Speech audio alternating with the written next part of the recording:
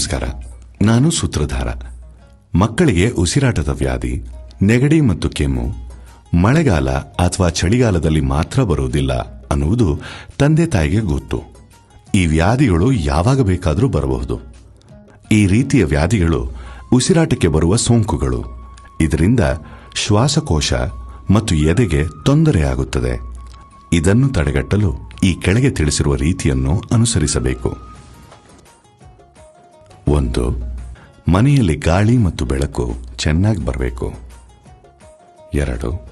ಮನೆಯೊಳಗೆ ಯಾವ ರೀತಿಯ ಹೊಗೆ ಇದ್ದರೂ ಮಗುವನ್ನು ಮನೆಯ ಒಳಗಡೆ ಇಟ್ಟುಕೊಳ್ಳಬಾರದು.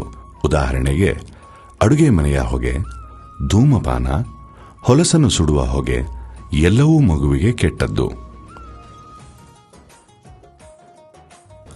3. ಬೇರೆ ಮಕ್ಕಳಿಗೆ ನೆಗಡಿ ಅಥವಾ ಕೆಮ್ಮು ಇದ್ದರೆ ಅವರಿಂದ ನಿಮ್ಮ ಮಗುವನ್ನು ದೂರವಿಡಿ. 4. ಊಟ ಮಾಡುವ ಮೊದಲು ಮಕ್ಕಳು ಮತ್ತು ದೊಡ್ಡವರು ಸಾಬೂನಿನಿಂದ ಚೆನ್ನಾಗಿ ಕೈ ತೊಳೆದುಕೊಳ್ಳಬೇಕು. ANM ಸಿಸ್ಟರ್ ಶಾಂತಮ್ಮನವರಿಂದ ಮತ್ತಷ್ಟು ಮಾಹಿತಿಗಳನ್ನು ತಿಳಿದುಕೊಳ್ಳೋಣ. ಮಕ್ಕಳಿಗೆ ನೆಗಡಿ ಮತ್ತು ಕೆಮ್ಮು ಬರುವುದು ಸಾಮಾನ್ಯ. ಸುಮಾರು ಬಾರಿ ಔಷಧಿ ಇಲ್ಲದೆ ತಾನಾಗಿಯೇ ಸರಿಹೋಗುತ್ತದೆ. ಕೆಲವೊಮ್ಮೆ ಕೆಮ್ಮು ಅಪಾಯಕಾರಿ. ನಿಮ್ಮ ಮಗುವಿಗೆ ಈ ಕೆಳಗಿನ ಯಾವುದೇ ತೊಂದರೆ ಕಂಡುಬಂದರೆ ತಕ್ಷಣವೇ ಆರೋಗ್ಯ ಕೇಂದ್ರಕ್ಕೆ ಕರೆದುಕೊಂಡು ಹೋಗಬೇಕು. ಉಸಿರಾಡುವುದಕ್ಕೆ ತೊಂದರೆ ಅಥವಾ ಉಸಿರಾಡುವಾಗ ಗೊರುಗುಟ್ಟುವ ಶಬ್ದ, ಬಹಳ ಬೇಗ ಏದುಸಿರು ಆಗುವುದು,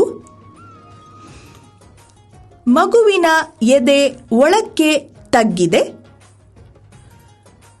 ಮಗುವಿಗೆ ಜೋರಿನ ಜ್ವರ ಬಂದಿದೆ ಮತ್ತು ಮೈ ತುಂಬಾ ಬಿಸಿಯಾಗಿದೆ, ಕೆಮ್ಮುವಾಗ ರಕ್ತ ಬರುತ್ತದೆ, ಯಾವಾಗಲೂ ನಿಲ್ಲದ ಕೆಮ್ಮು, ಮಗು ನೀರು ಮತ್ತು ಆಹಾರ ತೆಗೆದುಕೊಳ್ಳುತ್ತಿಲ್ಲ. ಮಕ್ಕಳನ್ನು ಉಸಿರಾಟದ ರೋಗದಿಂದ ರಕ್ಷಿಸುವುದು ಬಹಳ ಮುಖ್ಯವಾದುದು. ಇದಕ್ಕೆ ಸಂಬಂಧಪಟ್ಟ ಯಾವುದೇ ಸೋಂಕು ಬಂದರೂ ಸರಿಯಾದ ಚಿಕಿತ್ಸೆ ಮಾಡಿಸುವುದು ಅಷ್ಟೇ ಮುಖ್ಯ.